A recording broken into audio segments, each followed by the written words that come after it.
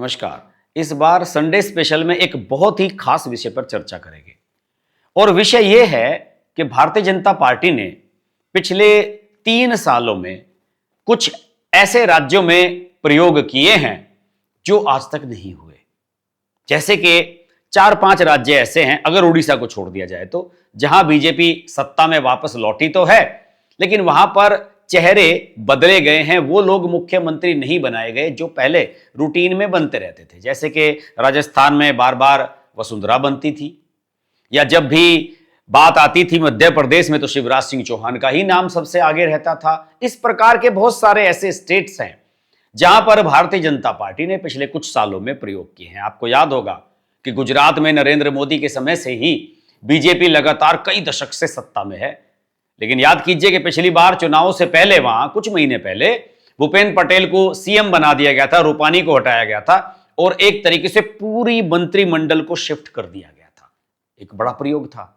सब लोगों को ऐसा लगा था कि भारतीय जनता पार्टी कुछ असहज महसूस कर रही है गुजरात को लेकर, शायद गुजरात में लेकर उसे असुरक्षा का भाव हो रहा है, इसलिए उसने सारा बदल दिया, जिसे कहते हैं ना सारे घर के बदल डाले। उस तरीके का समीकरण उसने अपनाया था और उसे बड़ी शानदार सफलता मिली। बीजेपी फिर से प्रचंड बहुमत के साथ जीत करके आई। तो भारतीय जनता पार्टी ने पिछले कुछ सालों में, खासतौर से मोदी और अमित शाह के एरा में, निश्चित रूप से कुछ बड़े प्रयोग किए हैं। आज हम आकलन करने की कोशिश करेंगे कि ये प्रयोग कितने सफल रहे हैं और इन प्रयोगों के बाद जो लोग, जो चेहरे इन राज्यों में स्थापित किए गए हैं पार्टी के सीएम के रूप में, उनकी अप्रूवल रेटिंग क्या है, जनता के बीच उनकी स्वीकार्यता कितनी है और उनका भविष्य कितना उज्जवल है और कितना खराब है, इस पर आकलन करेंगे। मैंने 5 राज्य चुने हैं, इन पर चर्चा करेंगे। मध्य प्रदेश, छत्तीसगढ़, राजस्थान, उड़ीसा और दिल्ली। बारी बारी सब पर चर्चा करेंगे। मोहन यादव मध्य प्रदेश के मुख्यमंत्री, उज्जैन दक्षिण सीट से 3 बार के एमएलए हैं और जो पूर्व की सरकार थी यहां पर शिवराज सिंह चौहान की, उसमें ये हायर एजुकेशन के मिनिस्टर भी थे। ओबीसी चेहरा होने के कारण इनको पहली चॉइस रखा गया और उसके बाद ये 2023 में जब चुनाव हुए तो मुख्यमंत्री बना दिए गए। 2023 में 3 राज्यों में बीजेपी ने यह प्रयोग किया। एक साथ चुनाव हुए थे, छत्तीसगढ़, मध्य प्रदेश और राजस्थान। तीनों जगह नए चेहरे मुख्यमंत्री के रूप में रखे गए। भजन लाल, इन सभी जिन मुख्यमंत्रियों में बात कर रहा हूं, इनमें भजन लाल और रेखा गुप्ता सबसे कम अनुभवी हैं। सांगानेर सीट से पहली बार एमएलए बने और पहली बार में ही मुख्यमंत्री बन गए। स्वर्ण चेहरा, ब्राह्मण चेहरा, इस रूप में उनको सामने लाया गया और भाजपा ने कहा कि इस बार वसुंधरा राजे सिंधिया से मुक्ति पाई जाए। और बीजेपी का उद्देश्य भी यही था कि अगर राजस्थान में सत्ता मिलती है इस बार, तो वहां पर प्रयोग किया जाए और वसुंधरा का एक विकल्प खड़ा किया जाए। एक युवा और नए चेहरे के रूप में भजन लाल शर्मा को मुख्यमंत्री बनाया गया। भजन लाल शर्मा पहली बार के एमएलए मुख्यमंत्री बन जाते हैं और केवल उनकी बैकग्राउंड इतनी थी कि 3 दशक से भाजपा से जुड़े हुए हैं, जमीनी स्तर के कार्यकर्ता हैं। वैसे उनके पास कोई खास प्रशासनिक अनुभव नहीं था। फिर उसके बाद बारी आई छत्तीसगढ़ में। विष्णुदेव साय सबसे अनुभवी इन मुख्यमंत्रियों की अगर मैं बात करूं तो 3 बार के एमएलए रहे हैं, 4 बार लोकसभा के सांसद रहे हैं। मोदी जी की 2014 में जो पहली बार सरकार बनी थी उसमें राज्य मंत्री थे। इनके पास स्टील, खान और लेबर ये मंत्रालय थे। 2 बार प्रदेश के अध्यक्ष रहे हैं। संगठन का बढ़िया अनुभव है। कद्दावर आदिवासी नेता हैं और आदिवासी हिंदू अस्मिता का जो बीजेपी का नारा है उससे जोड़ करके इनको देखा जा सकता है। इन सारे मुख्यमंत्रियों में ये सबसे ज्यादा अनुभवी हैं और फिलहाल सबसे ज्यादा लोकप्रिय भी नजर आ रहे हैं। मोहन चरण मांझी उड़ीसा के मुख्यमंत्री। उड़ीसा में बीजेपी पहली बार सत्ता में आई है। क्योंझर सीट से 4 बार के एमएलए हैं। अनुभव है राजनीतिक बढ़िया। विधानसभा में जब विपक्ष में थी भाजपा तो चीफ विप की भूमिका में, मुख्य सचेतक की भूमिका में भाजपा की तरफ से ये रहा करते थे और ये भी विष्णुदेव साय की तरह आदिवासी चेहरा हैं। आदिवासियों पर बीजेपी का खास फोकस रहा है। जनता से जमीनी जुड़ाव है। संगठन में कौशल बढ़िया इनका है और संगठनात्मक ढांचा जो है भाजपा का, उसमें लगातार ये सक्रिय बने रहते रहे। तो इस तरीके से ये भाजपा के एक बड़े आदिवासी चेहरे के रूप में है। और सबसे युवा और सबसे बाद में जो मुख्यमंत्री बनी 1 साल पहले ही, रेखा गुप्ता, दिल्ली यूनिवर्सिटी की छात्र नेता रही, एबीवीपी से जुड़ी हुई है, पहली बार एमएलए बनी और भाजपा लगभग 2.5 दशक के बाद दिल्ली में सत्ता में लौटी है। 3 बार शीला दीक्षित रही, फिर 3 बार अरविंद केजरीवाल रहे। एक लंबा दौर भाजपा ने देखा है यहां विपक्ष में रह करके, और भाजपा इस मौके को छोड़ना नहीं चाहती थी। और दिल्ली में परंपरा रही है महिला मुख्यमंत्रियों की। भाजपा ने भी कभी सुषमा स्वराज को यहां मुख्यमंत्री बनाया था, उसके बाद 3 टर्म तक शीला दीक्षित रही। जब अरविंद केजरीवाल को इस्तीफा देना पड़ा तो उसके बाद आतिशी को मुख्यमंत्री यहां पर बनाया गया था। तो भाजपा को लगा कि भाजपा पर एक आरोप यह भी लगता है कि उसने किसी भी राज्य में महिला को मुख्यमंत्री नहीं बनाया, ये भी बात सही है। तो भाजपा ने सोचा कि वंस एंड फॉर ऑल इस मामले को सेटल किया जाए और दिल्ली में उन्होंने रेखा गुप्ता के रूप में एक महिला मुख्यमंत्री को बना दिया। बड़ी चुनौतियां रेखा गुप्ता के सामने हैं। पिछले 1 साल में प्रदूषण की चुनौती सबसे जबरदस्त थी। यमुना में प्रदूषण की चुनौती बहुत जबरदस्त थी और इन दोनों ही चुनौतियों को अभी भाजपा यहां पार नहीं पा पाई है। हालांकि केंद्र सरकार का, गृह मंत्रालय का भरपूर सहयोग रेखा गुप्ता को मिला है। कठिन चुनौतियां उनके सामने हैं, निश्चित रूप से। छोटा स्टेट है, चुनौतियां बहुत बड़ी बड़ी हैं। दिल्ली की समस्याएं जो भी होती है, मीडिया का सेंटर होने के कारण बहुत जल्दी हाईलाइट हो जाती हैं। लेकिन मैंने देखा है कि रेखा गुप्ता ने अपना पीआर मैनेजमेंट ठीक ठाक किया है। कई अखबारों में मैं देखता हूं रोजाना आधा आधा पेज की खबरें उनकी छपती हैं, जो प्रायोजित खबरें हैं। प्रत्यक्ष रूप से नजर आता है कि वो स्पॉन्सर्ड खबरें हैं।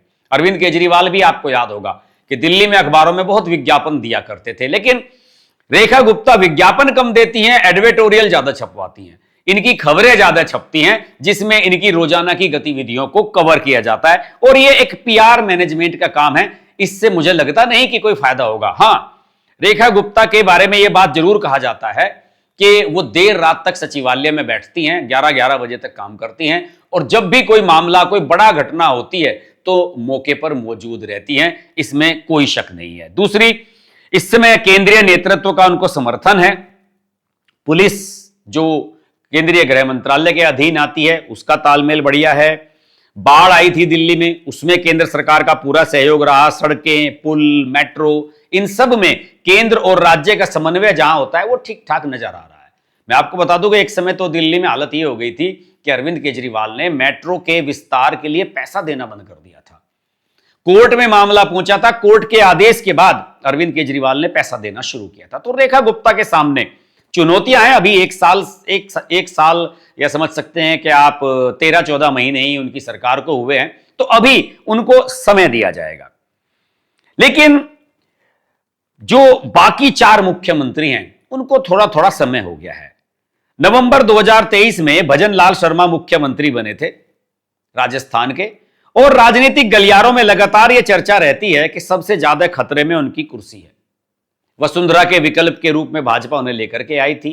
उनके बारे में यह प्रचलन है कि वो नौसिखिया हैं और पर्ची की सरकार है, केंद्र सरकार के इशारे पर काम करते हैं। केंद्र सरकार ने वहां के मुख्य सचिव को भी वापस बुला लिया था। सीएमओ में जितने भी शीर्ष अधिकारी हैं वो केंद्र सरकार ने अपनी तरफ से बदले हैं, जिससे कि वहां की नौकरशाही पर काबू पाया जा सके। तो एक तरीके से यह नजर आता है कि भजन लाल शर्मा की एक वीकनेस बनी हुई है लगातार। और दूसरे, लोकसभा चुनाव जो हुए 2024 के, उनके मुख्यमंत्री बनने के 7-8 महीने के बाद उसमें भाजपा को बड़ा झटका लगा।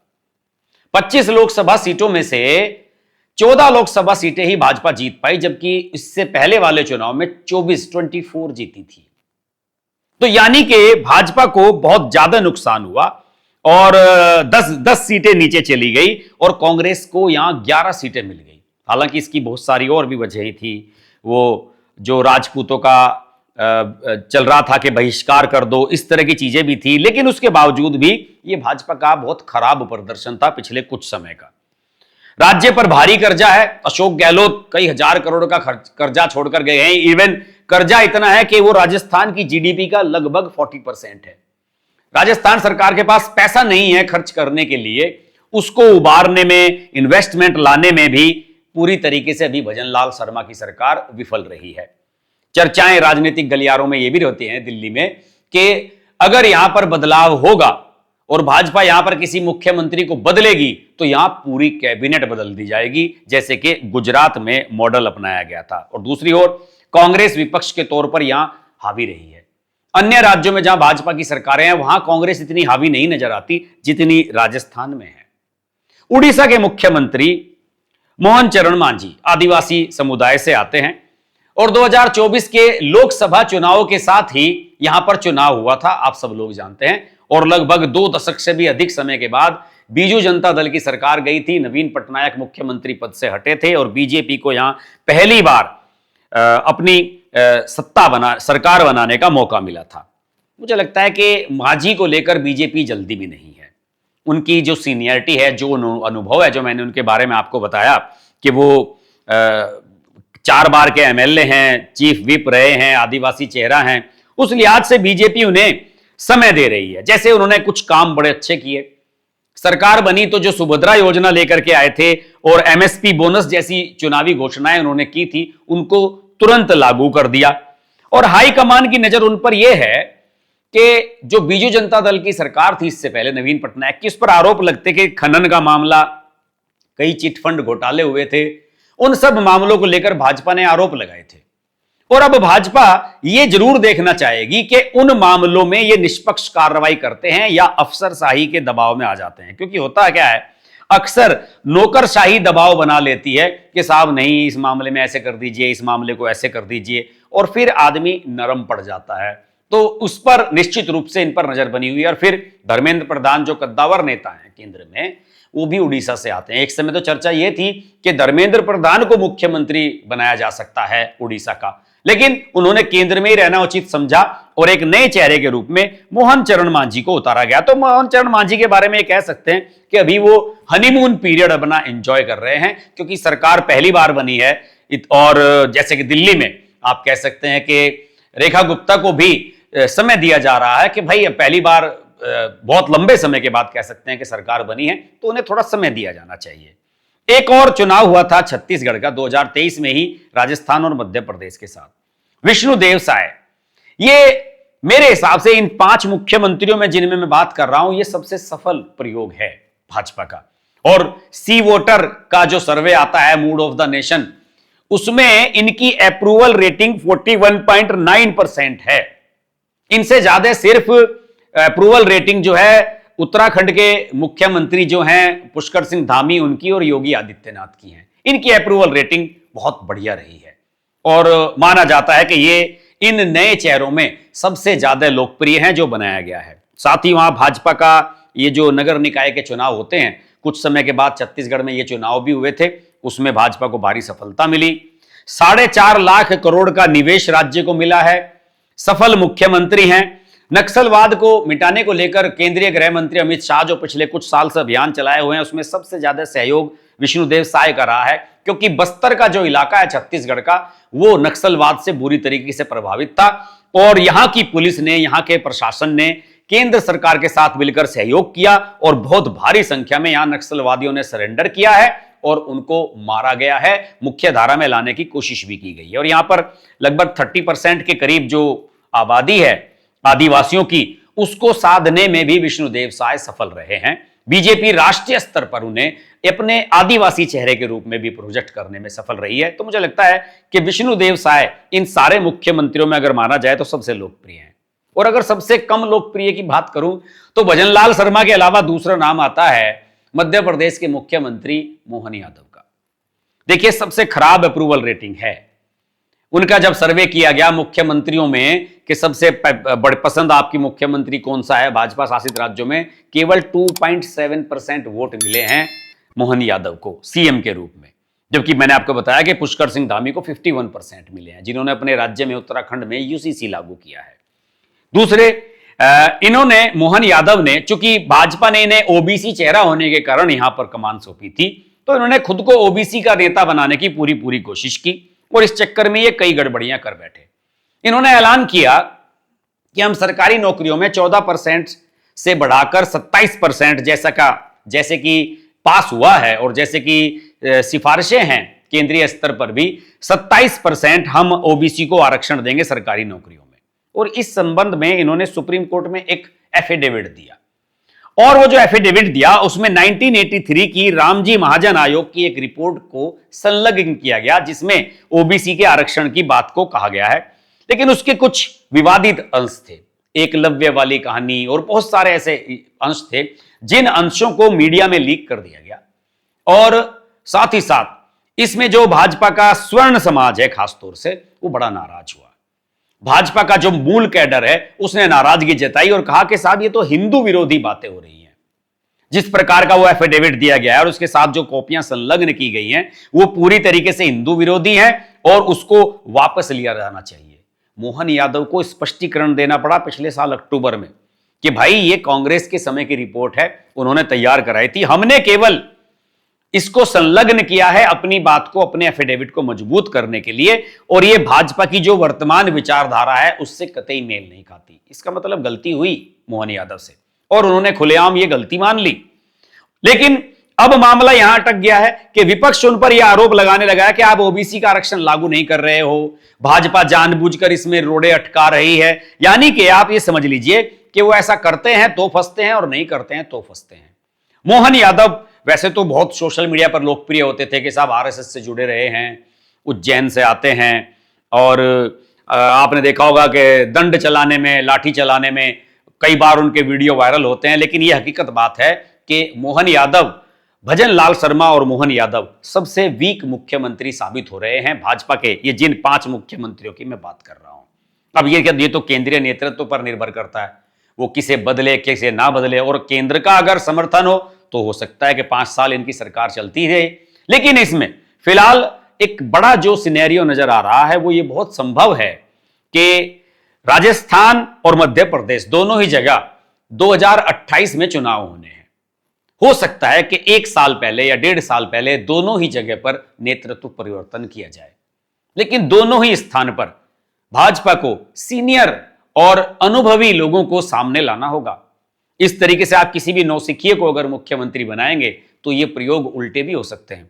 विष्णुदेव साय इसलिए सफल रहे हैं क्योंकि 3 बार के एमएलए हैं, 4 बार के सांसद हैं, केंद्र में मंत्री रहे हैं, इसलिए उनके पास एक लंबा अनुभव है। मोहन चरण मांझी के पास भी लंबा अनुभव है, लेकिन मोहन यादव और भजन लाल शर्मा के पास वो अनुभव नहीं है जो बाकी नेताओं के पास है। और फिर उस तरह की काबिलियत भी मुझे इन दोनों में नजर नहीं आ रही है। इनके सोशल मीडिया पर जब देखता हूं मैं एक्टिविटीज या इनके जो बयान आते हैं वो बीजेपी की उस विचारधारा के अनुरूप नहीं नजर आते जिस विचारधारा की पुष्टि योगी आदित्यनाथ या हेमंत बिस्वा शर्मा जैसे, या फिर आप कह सकते हैं कि पुष्कर सिंह धामी जैसे जो सीनियर लीडर्स हैं वो करते हैं। लेकिन भाजपा इन दोनों राज्यों में निश्चित रूप से बदलाव कर सकती है, इससे कतई भी इनकार नहीं किया जा सकता। संडे स्पेशल के आज के इस एपिसोड में इतना ही। अगले सप्ताह आपसे फिर मुलाकात होगी, तब तक के लिए नमस्कार। अगर आपको हमारी वीडियो पसंद आई तो वीडियो को लाइक करें, चैनल को सब्सक्राइब करें और नोटिफिकेशंस के लिए बेल आइकन को प्रेस करें।